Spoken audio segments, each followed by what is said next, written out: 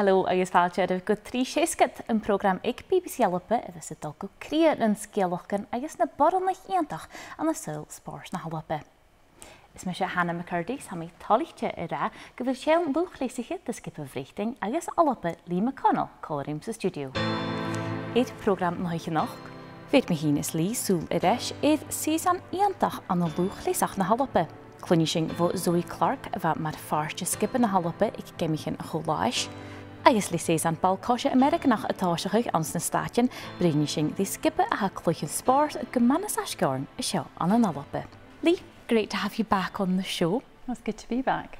And we'll just start with a general chat about what a year it's been for Scottish athletics. Yeah, it's been a fantastic year. Obviously, 3 major championships, which is unheard of. So really challenging for the athletes. You know, we started off with the World Championships in America, Commonwealth Games, obviously in Britain, Birmingham, and then we went over to Germany, Munich, for the European Championship. So it's been a busy season for our track and field athletes, but it's been fantastic as a spectator. One games after the other, what's not to love? Yeah, absolutely. And it feels like we're in a bit of a kind of golden age right now when it comes to Scottish athletics and the kind of success stories that there have been from such a busy year. Yeah, definitely. I mean, all 3 major championships we've had medalists, you know, and not just one. You know, we've come away with, you know, a couple of medals from every championships, and it's been fantastic. I think the Commonwealth Games, that must be the highest medal tally we've had, because it's outstanding performances with the likes of Laura Muir, Eilish McColgan, Jake Whiteman. Yeah, just really good performances from all the team. Yeah, absolutely. Laura Muir, who you mentioned there, has obviously had a fantastic season and kind of capping that off last weekend in the New York 5th Avenue Mile. What a year for her, what a time for her in her career. Yeah, it's been a challenging year for Laura because she started out with, you know, an injury at the start of the season, you know, so she came late into the season. She started her season late and she didn't start it probably as fast as what she normally would, you know, but she built her way into the season. Took a fantastic bronze medal at the World Championships, then we had a bronze at the 800 metres at the Commonwealth Games. Not her event, you know, her favourite event, 1500 metres, you know, she won the gold, then she went on to the European Championships to win that title again. Just that, you know, must be quite a dream season for her, I would think. Absolutely, she just seems to keep on going. And Eilish McColgan as well, has obviously had a terrific season. We were chatting a bit about her just before we started on the show. She's not slowing down. No, she's not. Eilish again, she started really well this year on the roads. World Championships, she had a bit of an illness, so she struggled with the World Championships, but then she went on to the Commonwealth Games, and I think that's probably quite a special moment for a lot of the public, her winning that 10,000 metres gold, and then backing that up in the 5 with a silver medal, and then she went on to European Championships and took a silver and bronze there. Absolutely outstanding year. And yeah, she then went on after that, as if that's not enough, you know, she broke the half marathon course record in London, so she's, yeah, outstanding. Yeah. And how important are athletes like Laura and Eilish in terms of promotion of athletics in Scotland and in Britain, and for women? Yeah, it's huge, you know. They've been around for quite a few years now, and Laura obviously has won a lot of medals on the track. And Eilish herself, you know, she's won medals at major championships before. So it's a real inspiration, and I think the big thing as well with Eilish and her win at the Commonwealth Games over the 10,000, there's quite a lot of people who go out and run 10Ks, you know, it's a popular distance, so people see her, you know, really gritting and digging hard. You know, both Laura and Eilish, they leave everything on the track, you know, you can see it in their faces, you can see the grit and determination, the fight they have when they're on that track. But a lot of people, I think, after seeing Eilish were like, I'll go out and see how fast I can run a 10K. And I think quite a few people were shocked actually how fast that is. So people can really relate to that event, and I think that's a really important thing, and it sort of helps promote the event and helps promote Eilish as well. How important is it that these women who are coming through now or have been around for a few years, they're in their late 20s, early 30s, how important is it that there's follow through on that? Do you think that do you see people coming up behind them and on their coattails, as it were? Yeah, there is. There's people coming up behind, and that is the key. You know, you've got this golden era you know, and you've got to capitalise on that, and that's Scottish Athletics' job to make sure they use these performances, you know, and they use this in order to get other, you know, male and female athletes up into the senior ranks. And these, you know, Laura and Ailish, and obviously you've got Geamaichean, Zoey Clark, there's a lot of females there that can inspire this younger generation and show them that they can take their athletics further, you know, they can have a career from this, they can win medals at major championships, you know. The great thing, I've said this before about Laura, is she trains at the Emirates Arena, you know, she trains at the local tracks in the area, so kids are seeing her, you know, she's not, you know, this person who sees herself on a pedestal, you know, you can see her work, the kids are seeing this, so they know that, well, she's just like me, she's at the same track as me, so they can relate to her more than maybe, you know, a foreign athlete who's further afield, you know, just feels a little bit out of your reach. This is someone in their home, you know, their home city, doing it on a major stage, and I think that's really important for everyone to see, and I think that inspires people more when they're doing it alongside you. Yeah, absolutely. Inis nach cluinnidh bhóite bha mar fáist dine skippe thormhachal h-Alba bhaising díadach a bréimiúing ha Zoey Clark díadach id críocha chud id na blianachan as treinge sa dríoch lùth-chleasachd si is nachgach ag trí farpais in móde colorí Alba agus skippe bhreiting. Bring Zoey gus barach eisiúing miúing.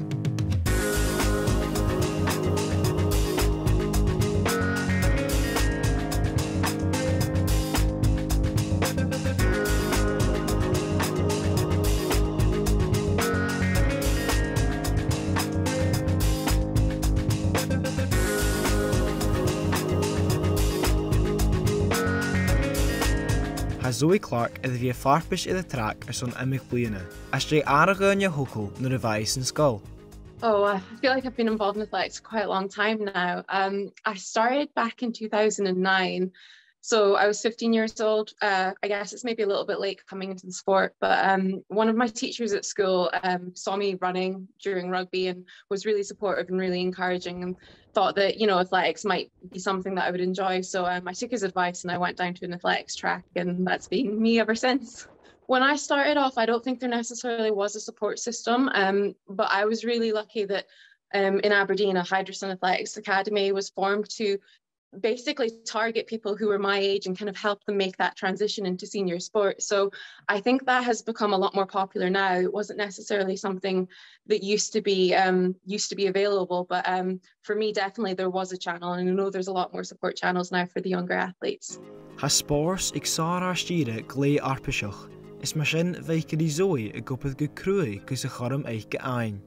No, I mean, it's never smooth sailing. I think early on when I was junior, you know, I made kind of gradual progress. I was generally moving in the right direction. And back in 2017, I've made a bit of a breakthrough onto the senior level, basically. I won my British Championships. I got my first GB vest, and that was all really exciting. But I think since then, it's been very up and down. You know, I've always tried to make teams. Sometimes I've not necessarily made it as an individual.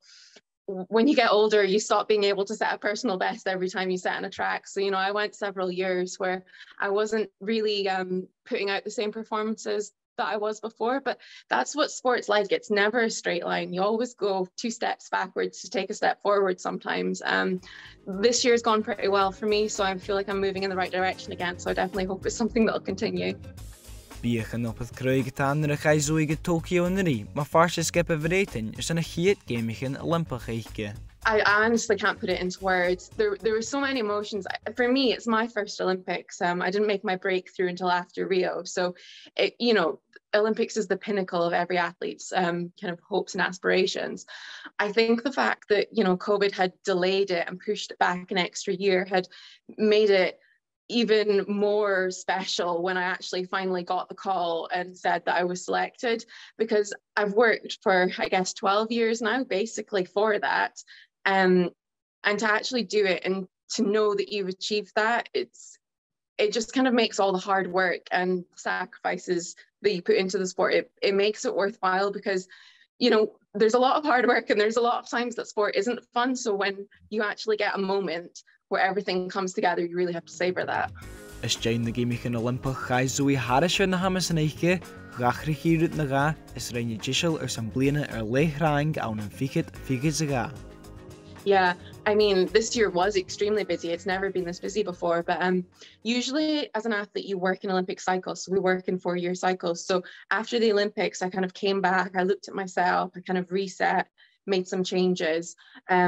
And obviously I had 3 major championships to target this year. So it was really exciting. But I think for me, coming back from Tokyo, it kind of spurred me on to make some changes that I hadn't, I'd maybe been considering for a while, but hadn't necessarily acted upon. It was a really good time to just have a complete reset for going forward. Lùth-chleasachd san Zoey in bliana sa Geamaichean a Cho awn yn Birmingham, fan da ruchigte skippen na h-Alba san interesu turis. I absolutely love the Commonwealth Games. Like you said, it's kind of a home games, it's in England, not exactly, but I was basically treating it as such. And the atmosphere was absolutely electric when I was there. I can't fault it. I think they did it perfectly. Everything just from an athlete's point of view was just so special to be part of. I also really love being part of Team Scotland. I only get that opportunity once every 4 years, but there's such a nice kind of supportive atmosphere and vibe within the team that I think that was definitely the highlight of my year. It's just, it's something I love doing, and it was special. Bhuaigh Zoey agus an skipper eiche baun uair-dhealaichte san race relay, rud a bheith héanas munching a bheith díreach dó ruachsinneach. The way we won the bronze medal, it was not controversial as such, but it wasn't immediate. It's not necessarily the way you would have wanted to win. It was a little bit bittersweet because obviously the England girls are often on my team. They're my teammates when I run for Great Britain, so obviously I know everyone involved. But I mean, that aside, everyone on our team ran so well, and it was for us such a lovely end to the championship, to actually have won a medal, be able to lift the Scottish flag above your head. I've never won a Commonwealth Games medal before. I never knew if I would, but to do that, to have a medal for Scotland was fantastic. Has sarfagus Zoey cusnas iongantach nar a smainniúchas tú go bhfuil go bud lán úine cuiteach. I work full-time as a graduate process engineer, and I have done for the last 2 years. Once I graduated from university, I did actually take a couple of years out to focus full-time on athletics, but I think just with the type of person I am, I knew that wasn't necessarily the best lifestyle for me. So obviously I like being busy, but I've somehow tried to balance my full-time job with training for athletics, which, I think's gone really well. I'm obviously really busy all the time, but I think it complements each other to have something that's so different, so you can really switch off from sport and work when you're at the other thing. And everyone at work's been really supportive about the athletics, so it's been fantastic. Ha bliana fíomhrasach iad bhíag Zoey agus is sé bicin fós agus athlánachuch bíon tal maun a gaichad gus a thula cáil a dhéanamh Ach, chan iad an béile. My season is finished, so I'm taking a much needed break. But, after my 3 weeks off, things just reset. We get back into winter training, which is where all the really hard work gets done. And then we're focusing on next year. So next year, we don't quite have 3 major championships, thankfully. There's a European indoor competition next year and a World Championships outdoors next year. So I'm really going to be targeting them. Hopefully I can get an individual spot and, hopefully as part of the relay as well. Ha teachgrúch I consider do gurne agus an bí a has mönchim with in lùth-chleasachd. Oh, if you've ever got any thoughts that you might want to give athletics or any other sport a try, go for it. I hope that the Commonwealth Games kind of encourages people to do that. They see how much fun people can have taking part of sports and how much opportunities it opens up. So I for ages was thinking, I should really give athletics a go. And I never did until my teacher encouraged me to do so. So just do it. It can be so much fun. If you don't try, you'll never know. As we saw there, Zoey's worked so incredibly hard to get to where she is today. How proud of her are you? Yeah, very. I know Zoey growing up, and we have been at the same meets. I've shared a room with Zoey. She was just a youngster at the time, and I was sort of at the tail end of my career. So, it's been fantastic to watch her career progress so well since I've sort of stepped away from the sport. She's done fantastic. And like you said, she's had to work hard. Every athlete has to work hard. That's one of the things. You need a good work ethic if you're going to succeed. Yeah, absolutely. And it's been an exceptionally busy year, as we've mentioned. How tough is that for someone like Zoey who's juggling so much actually as well outside of athletics. Yeah, I mean, athletics, I was lucky. I was a full-time athlete. To do a full-time job on top of that, hats off to her. I don't know how she manages it. That's really challenging. But what she said there, you know, it suits her. And that's the thing, not the lifestyle of a full-time athlete isn't for everyone, and you've got to find out what works for you. And clearly having a job and combining that with athletics is what is helping her. You know, she's improving this year, and that's obviously been a good choice, a good decision for her to do that. Yeah, and she's made some really important decisions, changing coach. She's made some changes, as she mentioned there. How difficult is that as an athlete to make that decision, because there are risks involved in that type of choice? Yeah, it's very difficult, and Zoey was with her old coach for a long time. You know, he's brought her up from a young age. So that would have been a big decision for Zoey to actually change coaches. It is a huge decision for anyone. But it's obviously working. You know, she's had a really good, strong year. And the thing is as well, when you change coach, it doesn't always come together the first year. It can take a couple of years because you're both getting to know each other. You know, that coach is getting to know you as an athlete, getting to know what training is going to work for you. So it'll be interesting to see year number 2, because I think the first year is always a little bit more challenging. So it'll be good now they've, you know, really cemented that relationship, to see how she improves on it next year. Yeah, absolutely, and obviously looking ahead to Paris in 2024. But Zoey was talking about her first Olympic Games. What are your own memories of the Olympics, your first one? Mine was at the Athens Olympics actually, and it wasn't that good an experience, if I'm honest. I got to the semi-final and then didn't run well in that semi-final. I sort of let another competitor go out who went out so hard. I then went with them, so I completely blew my race plan, and then I really paid for that in the home straight. So it wasn't pleasant, it wasn't a fun one, but I had to pick myself back up because I had the relay. So we actually finished 4th in the relay, so that was a good experience. You know, that's the good thing about being a 400 metre runner. If you have a disappointing individual, you can bounce back quite quickly. It forces you to bounce back quite quickly, you know, and not to sort of get too upset about it and sort of dwell on it too much, because you've got to move on to the next event so quickly within a couple of days. So it's your first Olympics is an eye-opener. You know, it's a real learning experience, so it's great that Zoey's had this, and that'll help her move on to the next Olympics in Paris. Yeah, absolutely. And speaking of relays, Zoey was picking up on the bronze that the girls won recently. Not how they would have wanted to take that bronze, but I mean, it's very positive nonetheless. Yeah, so they finished 4th actually, and then on the 1st to 2nd changeover with the English team, they came out of their lane, so they were then disqualified. But it took quite a long time, because obviously they protested against it, as they would, but there's quite clear footage that they had come out of their lane, and you just can't do that. So that meant they were disqualified. But it's quite sad because you didn't actually see that on the TV, so you didn't actually see them, the joy they would have had finding out, you know, they've actually won a medal, and it took quite a long time. So yeah, it wouldn't have been how they would have wanted to win the medal, but they've got a medal nonetheless, and that's a fantastic result for those 4 girls. Really fantastic result. Absolutely, as Zoey said, bittersweet for them because Team GB teammates really, but you know, how important is it, the Commonwealth Games, and for young people in Scotland, I suppose, to see a Team Scotland, a Team GB is fantastic, but to see Scottish athletes really taking a bronze, doing well. Yeah, I think as well, with athletics, you know, that's the only time we get to wear a Scottish vest. All the other times we're in British vests, and don't get me wrong, I love running for Great Britain, but because you only get to do this once every 4 years, it's that little bit more special. It's a smaller team. You know, so it's nice, you know, it's just smaller numbers can be nice, a bit more intimate.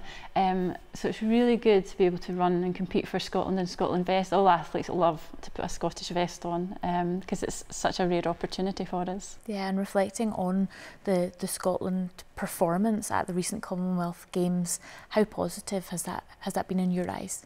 It's been fantastic. I mean, across all the events, it's a big multi-sport competition, and Scotland did fantastic. You know, huge number of medals, finished really high on the medal table. I think for Scotland it was a really successful games.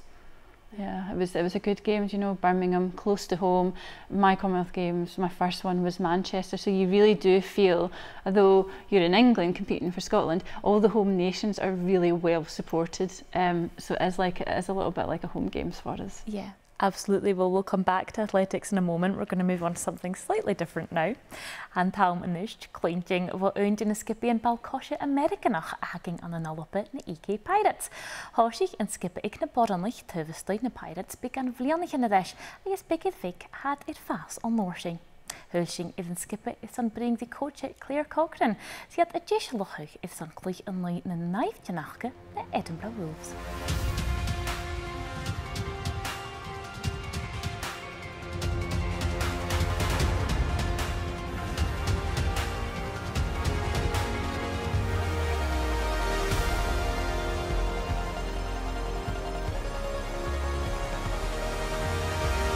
Leis an taobh úr ina féile thoiseach an Aimeireaganach, ba seo an talm seaar cluinnidh bh oond na skippy ball-coise na Aimeireaganach an an Alba na EK Pirates. So we started up about 6 years ago. Women's football was very, very new back then.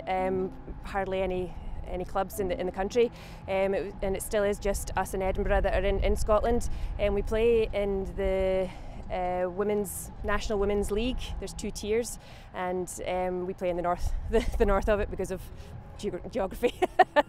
So a lot of people have probably watched the NFL before. That's played on a full pitch with 11 aside, and it's got slightly different rules. In the women's game just now, we play 7 aside. We're hoping to get up to 9 aside and eventually work our way up to 11s. I'm a founding member of the team. My head coach was coached by my husband. He helped, sort of gave him encouragement to start the team. We're part of the umbrella group of the Pirates. So the Pirates have juniors, buccaneers, seniors and us as well. And we when we started it up, it was all senior players that coached us. And I think most of the women that joined just love being able to hit things. I was never really into team sports before. I'd always done like solo sports like karate or powerlifting, and someone that I knew from the gym I was at asked me to come along. He said he was starting a women's team, and I was a bit sceptical, but I went along. And I'd never watched the game. I didn't know any of the rules. I didn't know anything about it. I had no idea what was going on. And I've got a theory that you should always try something twice, just to make sure you really don't like it. And the next week I went back and I was just absolutely hooked. Channelan skipper Bheir achos an becin bhliannich. Ach hamar ha buin láitir cluichadarin agus buin union an cool. In gal cluichadarin cummal fallin agus jeisial son cluich. So we very much consider ourselves to be a football family. Each and every one of us has each other's backs. You have to trust each other on the field. You have to know that what somebody's assignment, they're going to fulfil that, so that because the plays don't work, the team doesn't work if you don't trust each other. We're not only do we train and obviously play together, we train out to the gym. We have little gatherings, barbecues, birthdays. We're pretty much like a football family. We've got a couple of coaches that have kids. They come along, they're sort of our wee mascots. We'd like to get everybody involved. There's a place for everybody in the team. Some people come along just to help with game day management, which is great because we really need that help. Lets the coaches coach. Also helps the players because they're like, oh, I've lost my water bottle, or I need this, I need that, and somebody can go and get it for them. It's really great the amount of people that have said that they'll help and come along. It's all volunteer, everybody just volunteers to help do it. But as I said, the real sense is of a football family. We welcome anybody to come and join us.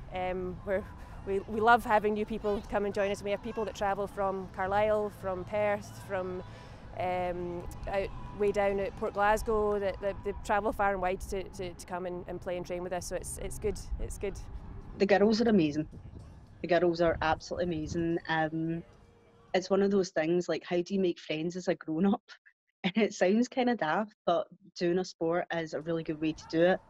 And we always joke we're like a really dysfunctional family. Like we're all a little bit mad. But it somehow works, and we're not just a team on the field, we're a team off the field as well. Like we all socialise together. We're all really, really close. And it's like having a family of insane sisters.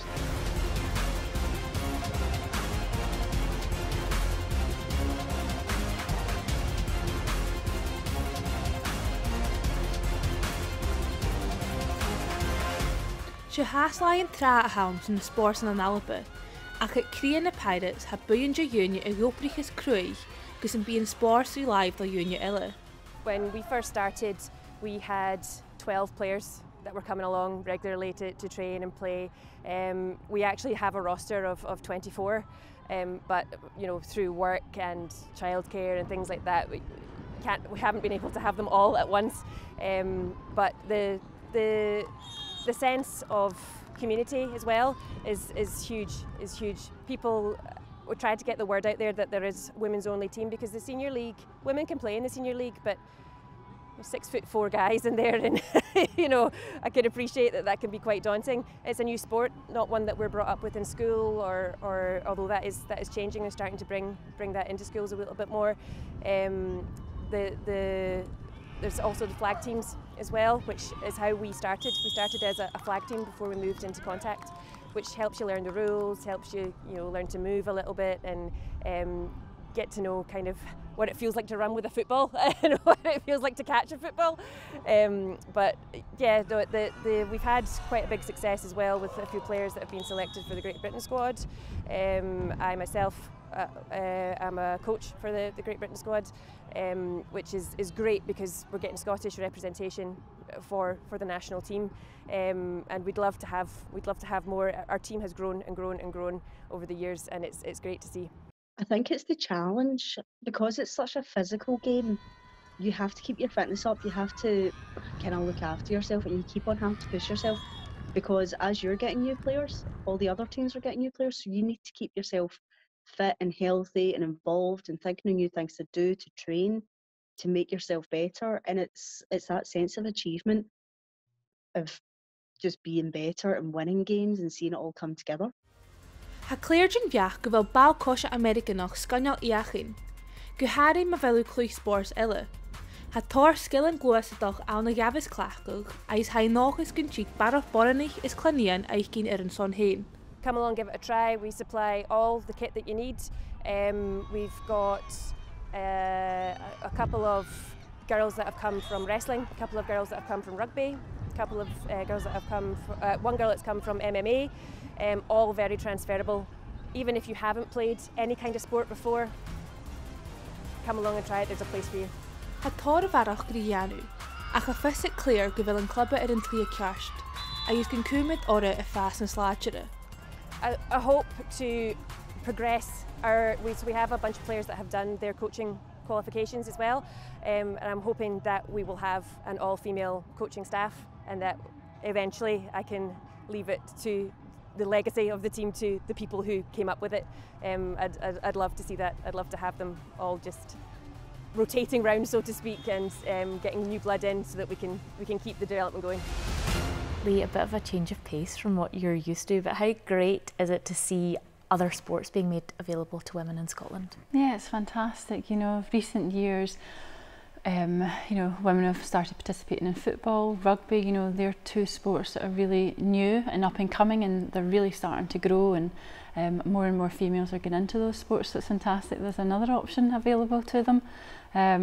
It'll be good. It's hard to grow. It's hard to grow a sport that's male dominant, and it's also hard to grow a sport that's not dominant within our country as well. So they've got a real fight in their hands to really gather momentum, but good luck to them, because it's a fantastic opportunity, and like you said, the social aspect to it is also a lot of fun. Absolutely, it's clearly a team in a sport you can bring a lot of kind of transferable skills to.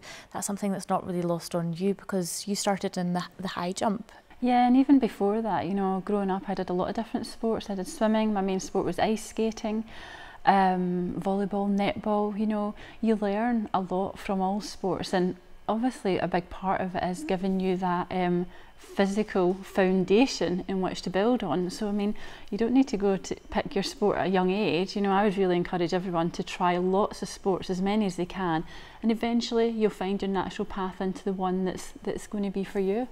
Yeah, absolutely. It seems like things are growing with the Pirates. It just seems like a really great group to be part of and a fun team to be part of if you were taking up a sport. Yeah, definitely. I think when you get that a little bit older, you know, and once, you know, your main career's over, it's people do look for another sport that they can do that is more sociable than obviously track and field. And the likes of, I've got friends who now do rugby, who were athletes, netball, hockey, you know, and they've gone into those sports because they just love sport, but they're looking for the social aspect too. So it's, yeah, you know, that's another good option, and it's a real good reason to keep fit and have a really good social life as well. Yeah, absolutely. And turning back to athletics, we're in the middle of the Olympic cycle. For those watching who don't really know what that means, this is the 4 years. We've got Paris coming up in 2024.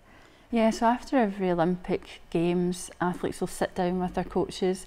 They'll look at the plan, the 4-year plan, you know, what are they going to do each year in order to progress and sort of be at their best come to those Olympics. And each year you'll have major championships. Obviously this year we had 3, which is unheard of, but normally you've got 1, sometimes 2.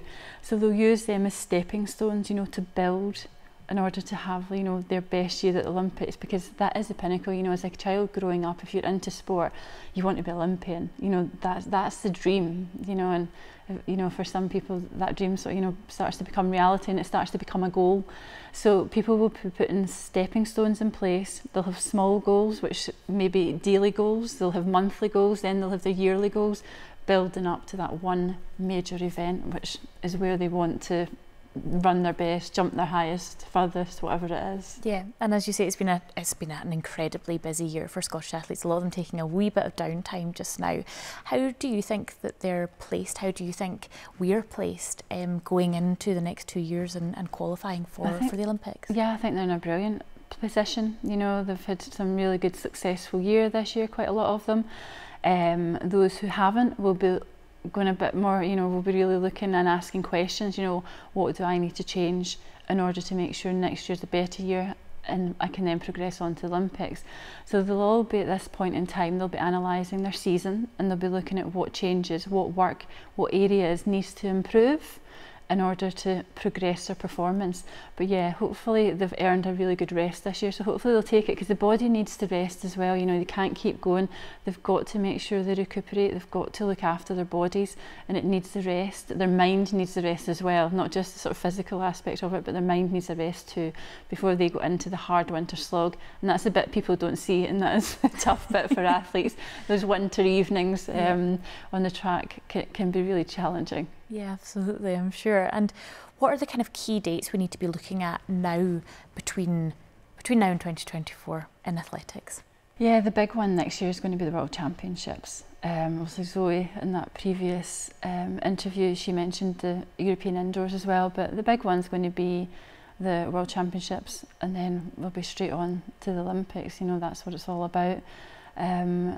It's going to be, you know, it's going to be exciting. I've actually really enjoyed the fact it's just 3 years between. I think 4 years is too long. I like this 3 years and we're on to the next Olympics. It feels like it's coming fast. Yeah. So I think it's going to be good. Yeah, I'm excited about it already. Yeah. I'm looking forward to seeing hopefully lots of Scottish athletes as part of that Team GB.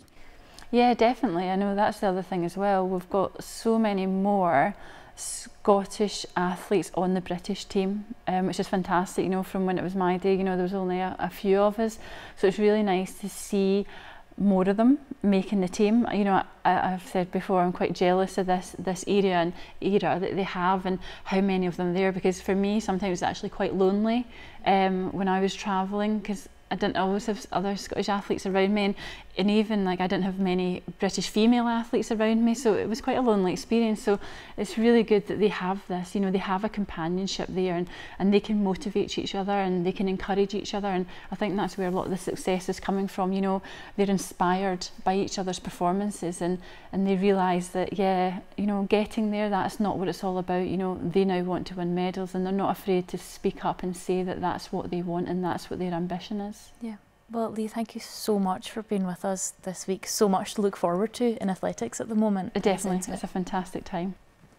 Well, sin a go bheith it's son an nach in nachheach. You be Heather Lockhart colouring sa studio is son an nachgan as uair-dhealaichte was sùil tennis a thuilg na sgioba a hadal on the spòrs na ban. Chunne sin, déan cíntach an gohfuilisiú i leanting BBC Alba, is sans nach caiisiú program sa bí trí séiscid. Chunna thuras.